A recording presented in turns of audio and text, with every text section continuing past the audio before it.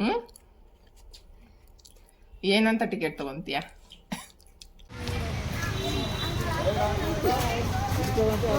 ಅದು ಮಗುನೇ ಆಚೆ ಬಂದ್ಬಿಟ್ಟಿದೆ. ಆ ಥರ ಆಕ್ಸಿಡೆಂಟ್ ಆಗೋಗಿದೆ. ಅದು ಇದಾಗ ಎಲ್ಲರೂ ಕಳಿಸ್ಬಿಡೋಣ ಅನ್ನೋಷ್ಟು ಬೇಜಾರು ಮಾಡಿಬಿಡ್ತಾಳೆ. ಅಷ್ಟು. ಹಾಯ್ ಎಲ್ರಿಗೂ, ಹೇಗಿದ್ದೀರಾ? ಎಲ್ಲರೂ ಚೆನ್ನಾಗಿದ್ದೀರಾ ಅಂತ ಭಾವಿಸ್ತೀನಿ. ನಾನು ಕೂಡ ತುಂಬ ಚೆನ್ನಾಗಿದ್ದೀನಿ. Welcome back to my YouTube channel. ಇವತ್ತು ಈಗ ನಾನು ಒಂದು 12 ಓ ಕ್ಲಾಕ್ ಮೇಲಾಗಿದೆ. ಈಗ ವಿಡಿಯೋ ಸ್ಟಾರ್ಟ್ ಮಾಡ್ತಾ ಇದ್ದೀನಿ. ಎಲ್ಲ ಕೆಲಸ ಮುಗೀತು, ಪಾತ್ರೆ ಎಲ್ಲ ತೊಳೆದು ಆಯಿತು.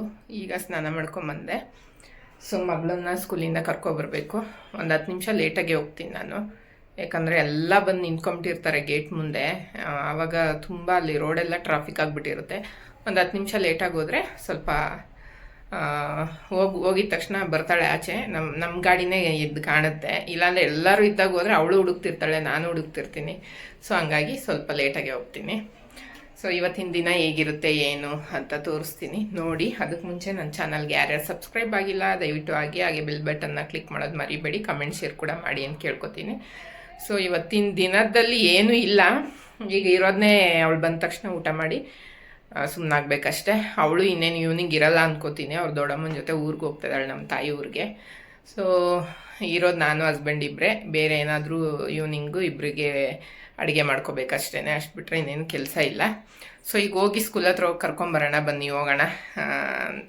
ಅದಾದಮೇಲೆ ಏನಿರುತ್ತೆ ಇವತ್ತಿನ ದಿನ ಅನ್ನೋದನ್ನು ಕೂಡ ಇದರಲ್ಲಿ ಶೇರ್ ಮಾಡ್ಕೊತೀನಿ. ನೋಡಿ ಹಾಗೆ ಸಪೋರ್ಟ್ ಮಾಡಿ. ಈಗ ಸ್ಕೂಲ್ ಹತ್ರ ಬಂದೆ. ನಾನು ನೋಡಿದ ತಕ್ಷಣ ನನ್ನ ಮಗಳು ಸ್ಮೈಲ್ ನೋಡಿ ಹೆಂಗೆ ಅಲ್ಲಿ ಬಿಡ್ತಾವಳೆ. ಈಗ ಸ್ಕೂಲ್ ಹತ್ರದಿಂದ ಬಂದು ಊಟ ಮಾಡ್ತಾ ಇದ್ದೀವಿ ಗೈಸ್. ಅವಳು ಏನು ತಿಂತಾ ಇದ್ದಾಳೆ ಗೊತ್ತಾ? ಒಬ್ಬಿಟ್ಟು ತಿನ್ನಂಗಾಗಿದೆ ಅಂದ್ಲು. ಅದಕ್ಕೆ ಇಲ್ಲಿ ನಮ್ಮ ಮನೆ ಹತ್ರ ಮಾಡ್ತಾರೆ ಹಳ್ಳಿ ಊಟ ಅಂತೇಳಿ. ಅಲ್ಲಿ ಒಬ್ಬಿಟ್ಟು ಬಿಸಿ ಮಾಡಿಕೊಡ್ತಾರೆ. ಕಾಯಿ ಒಬ್ಬಿಟ್ಟು, ಬೇಳೆ ಒಬ್ಬಿಟ್ಟು, ಶೇಂಗಾ ಒಬ್ಬಿಟ್ಟು, ಯಾವ್ದು ಬೇಕದು. ಅವಳಿಗೊಂದು ಬೇಳೆ ಒಬ್ಬಿಟ್ಟು, ನನಗೊಂದು ಕಾಯಿ ಒಬ್ಬಿಟ್ಟು ತೊಗೊಂಬಂದು, ಮನೇಲಿ ಅನ್ನ ಸಾಂಬಾರಿತ್ತು. ಸೊ ಅದು ತಿಂದ್ಬಿಟ್ಟು ತಿನ್ನೋಣ ಅಂತ ತೊಗೊಂಬಂದಿದ್ದೀವಿ. ತಿಂತಾ ಇದ್ದಾಳೆ. ತಿಂದ್ಬಿಟ್ಟು ಇವತ್ತು ಹೋಗ್ತೀಯಾ ನಿಮ್ಮ ದೊಡ್ಡಮ್ಮ ಮನೆಗೆ? ಒಬ್ಬಳೇ ಹೋಗ್ತೀಯಾ ಬಸ್ಸಲ್ಲಿ? ಏನಂತ ಟಿಕೆಟ್ ತೊಗೊತೀಯ? ಇಲ್ಲಿಂದ ಡೈರೆಕ್ಟ್ ಬಸ್ ಇಲ್ಲ, 2 ಬಸ್ ತಿಳಿಬೇಕು ನೀನು. ಬನಶಂಕರಿಗೆ ಹೋಗ್ಬೇಕು ನಾವು. ಸೊ ಇವಳನ್ನ ಬಿಟ್ಟು ಬರಬೇಕು. ನಾನೇನು ಹೋಗಲ್ಲ. ಅವರು ದೊಡ್ಡಮ್ಮನೆ ಮಾರ್ಕೆಟ್ ಬಂದಿದ್ದಾಳಂತೆ, ಹಂಗೆ ಬಂದು ಕರ್ಕೊಂಡು ಹೋಗ್ತಾಳೆ. ಸೊ ಊಟ ಮಾಡಿಬಿಟ್ಟು ಒಂದು ವಿಷಯ ನಿಮ್ಮ ಹತ್ರ ಶೇರ್ ಮಾಡ್ಕೊತೀನಿ. ಊಟ ಮಾಡಿಬಿಡ್ತೀನಿ ಫಸ್ಟ್, ಅಲ್ಲಿವರೆಗೂ ವೆಯ್ಟ್ ಮಾಡ್ತೀವಿ. ಏನು ಗೊತ್ತಾ ಗೈಸ್, ನಾನು ವಿಷಯ ಶೇರ್ ಮಾಡ್ಕೋಬೇಕು ಅಂತ ಅಂದ್ಕೊಂಡಿದ್ದು. ಈಗ ಜಸ್ಟ್ ಊಟ ಆಯಿತು, ಆ ವಿಷಯದ ಬಗ್ಗೆನೇ ಮಾತಾಡ್ತೀನಿ. ಅವಳು ತಿಂತಾ ಇದ್ದಾಳೆ. ಸೊ ಇವತ್ತು ಬೆಳಗ್ಗೆ ಒಂದು ನ್ಯೂಸ್ ನೋಡಿದೆ ನಾನು. ಆ ನ್ಯೂಸಲ್ಲಿ ಗಂಡ ಹೆಂಡತಿ ಇಬ್ಬರು ಬೈಕಲ್ಲಿ ಹೋಗ್ತಾ ಇರ್ತಾರೆ. ಅದರಲ್ಲಿ ಹೆಂಡತಿ 8 ತಿಂಗಳು ಗರ್ಭಿಣಿ ಅಂತೆ. 2 ವೀಲರಲ್ಲಿ ಹೋಗ್ಬೇಕಾದ್ರೆ ಡಾಬಾಸ್ಪೇಟೆ ಹತ್ರ ಎಲ್ಲೋ ಹಿಂದೆಗಡೆಯಿಂದ ಟಿಪ್ಪರ್ ಲಾರಿ ಜಲ್ಲಿಕಲ್ಲು ತುಂಬ್ಕೊಂಬರುತ್ತಲ್ಲ, ಆ ಥರ ಟಿಪ್ಪರ್ ಲಾರಿ ಡಿಕ್ಕಿ ಹೊಡೆದು ಗಂಡ ಹೋಗಿ ಸೈಡಿಗೆ ಬಿದ್ದಿದ್ದಾನೆ. ಅವನದು ಲಕ್ ಚೆನ್ನಾಗಿದೆ. ಹೆಂಡತಿ ಬಂದು ಹಿಂದ್ಗಡೆ ಚಕ್ರಕ್ಕೆ ಸಿಗಾಕೊಂಡ್ಬಿಟ್ಟಿದ್ದಾರೆ. ಅದು ಮಗುನೇ ಆಚೆ ಬಂದ್ಬಿಟ್ಟಿದೆ. ಆ ಥರ ಆಕ್ಸಿಡೆಂಟ್ ಆಗೋಗಿದೆ.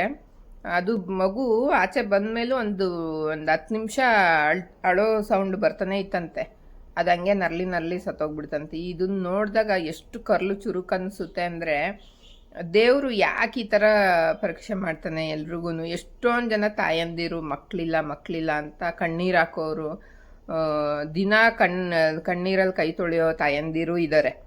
ಈ ಥರ ಕೊಟ್ಟು ಕಿತ್ಕೊಳೋದಾದ್ರೆ ಕೊಡಬೇಡ ದೇವ್ರೆ ಪ್ಲೀಸ್.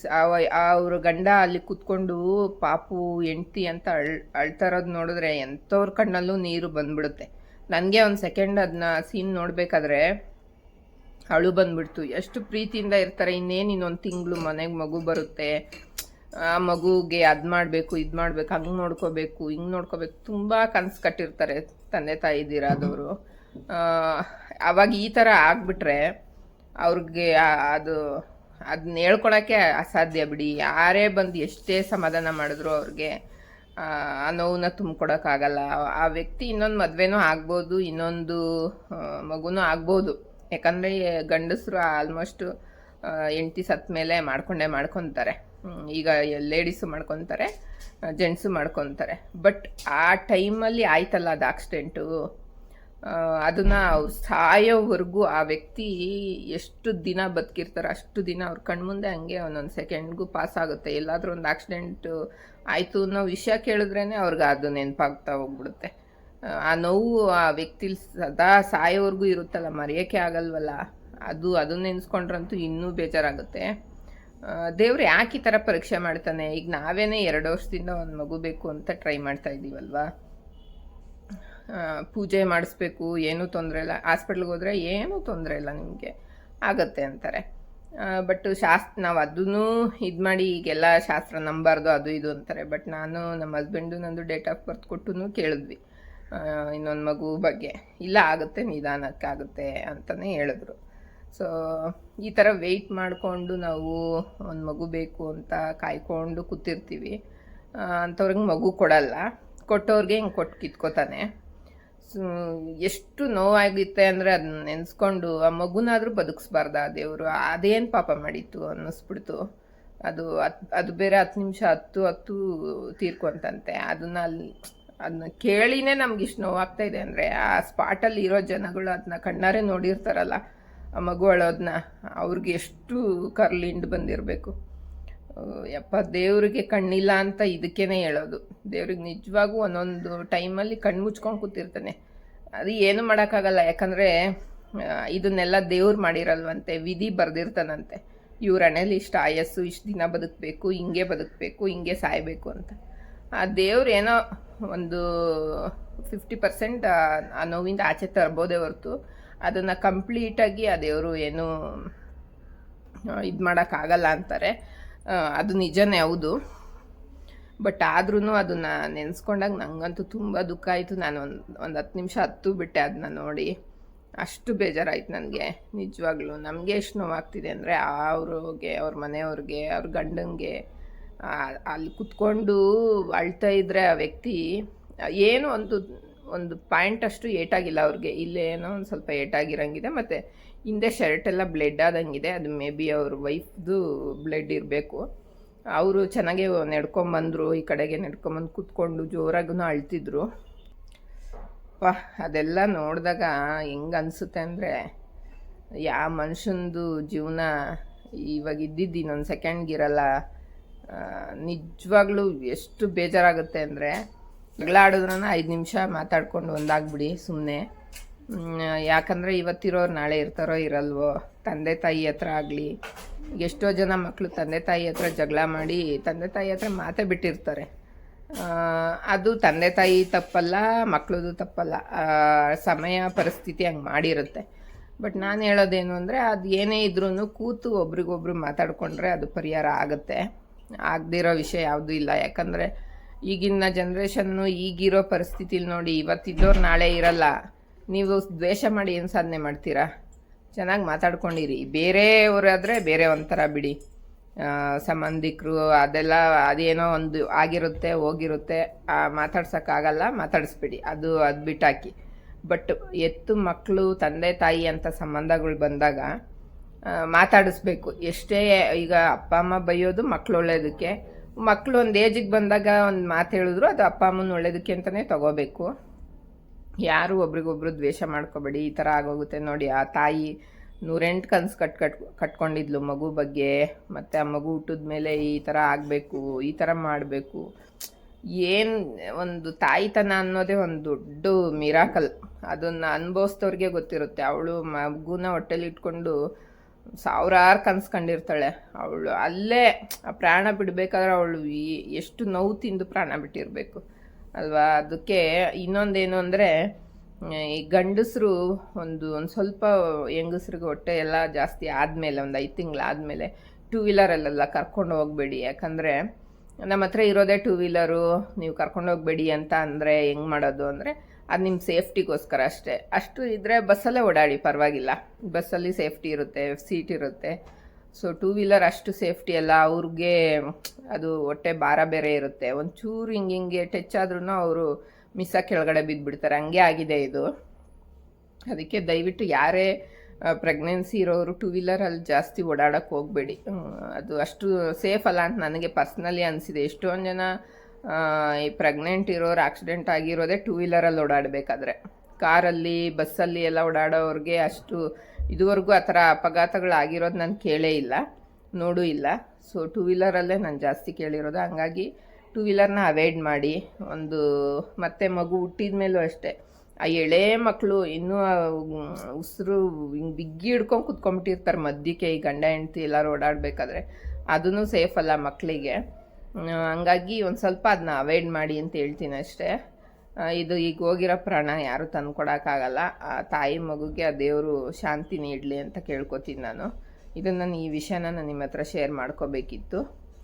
ಸೊ ಶೇರ್ ಮಾಡಿಕೊಂಡೆ. ಒಂಥರ ಮನಸ್ಸಿಗೂ ನೆಮ್ಮದಿ ಆಯಿತು. ನನಗೂ ಒಂಥರ ಬೇಜಾರು, ಅದು ನೆನೆಸ್ಕೊಂಡ್ರೆ ಬೇಜಾರಾಗ್ತಿದೆ. ಏನೂ ಮಾಡೋಕ್ಕಾಗಲ್ಲ. ಅವರು ಆಯಸ್ಸು ಈ ಥರ ಇಷ್ಟು ಅಂತ ಬರೆದಿದ ಮೇಲೆ ಏನೂ ಮಾಡೋಕ್ಕಾಗಲ್ಲ. ಎಂತೆಂಥ ಕೆಟ್ಟ ಜನಗಳೆಲ್ಲ ಬದುಕಿದ್ದಾರೆ. ಅಲ್ಕ ಕೆಲಸಗಳು ಮಾಡೋರೆಲ್ಲ ಈ ಭೂಮಿ ಮೇಲೆ ಇನ್ನೂ ಬದುಕಿದ್ದಾರೆ. ಒಳ್ಳೆಯವ್ರನ್ನ ದೇವ್ರು ಕರ್ಕೊತಾನೆ ಬೇಗ. ಆ ದೇವ್ರ ಲೀಲೆ, ಏನು ಮಾಡೋಕ್ಕಾಗಲ್ಲ ಅಷ್ಟೇ. ಹಾಯ್ ಫ್ರೆಂಡ್ಸ್, ಮಲಗಿದ್ದೆ, ಈಗ ಎದ್ಬಿಟ್ಟು ಈಗ ಹಾಲು ಕಾಯಕ್ಕಿಟ್ಟಿದ್ದೀನಿ.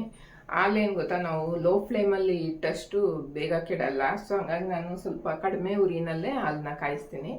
ಜಾಸ್ತಿ ಉರಿ ಇಟ್ಬಿಟ್ಟು ಕಾಯಿಸಿದ್ರೆ ಬೇಗ ಹೊಡೆದೋಗುತ್ತೆ ಅನ್ನೋ ನನ್ನದೊಂದು ಲಾಜಿಕ್ ಅಷ್ಟೇ, ಪರ್ಸ್ನಲ್ಲಾಗಿ, ಬೇರೆ ಯಾರು ಏನು ಹೇಳಿಲ್ಲ. ಸೊ ಹಂಗಾಗಿ ಈಗ ಹಾಲು ಕಾಯಕ್ಕಿಟ್ಟಿದ್ದೀನಿ. ಅಷ್ಟೊತ್ತು ಬೇರೆ ಕೆಲಸ ಇದೆ, ಅದು ಮುಗಿಸ್ಕೊಂಡು ಕಾಫಿ ಕುಡಿಬೇಕು. ಕಾಫಿ ಕುಡಿದು ಸ್ವಲ್ಪ ಹೊತ್ತಂಗೆ ಟೈಮ್ ಪಾಸ್ ಮಾಡಿದ್ರೆ ನಮ್ಮ ಹಸ್ಬೆಂಡ್ ಬರ್ತಾರೆ ಅಷ್ಟರಲ್ಲಿ. ಆವಾಗ ನೈಟ್ ಏನಾದರೂ ಊಟಕ್ಕೆ ಮಾಡ್ಬೇಕು ನಮ್ಮಿಬ್ಬರಿಗೆ. ಮಗಳೂ ಓದ್ಲು, ಅಕ್ಕ ಬಂದು ಕರ್ಕೊಂಡು ಹೋದ್ಲು. ಅವಳು ಕರ್ಕೊಂಡು ಹೋದ್ಮೇಲೆ ನಾನು ಸ್ವಲ್ಪ ಹೊತ್ತು ನಿದ್ದೆ ಮಾಡಿದೆ. ಈಗ ಎದ್ದಿದ್ದೀನಿ ಗೊತ್ತಾ ಗೈಸ್. ಅವಳು ಕರ್ಕೊಂಡು ಹೋದಾಗಲೇ ಬೇಜಾರಾಗಿತ್ತು ನನಗೆ. ಅದೇನೋ ಅವಳಿಲ್ಲ ಮನೇಲಿ ಅಂದರೆ ಬಿಕೋ ಅಂತಿರುತ್ತೆ ಮನೆ. ಅವಳಿದ್ದಾಗ ಎಲ್ಲರೂ ಕಳಿಸ್ಬಿಡೋಣ ಅನ್ನೋಷ್ಟು ಬೇಜಾರು ಮಾಡಿಬಿಡ್ತಾಳೆ. ಅಷ್ಟು ತಲೆ ತಿಂತಾಳೆ, ಅಷ್ಟು ಬೇಜಾರು ಮಾಡ್ತಾಳೆ ಅವಳು.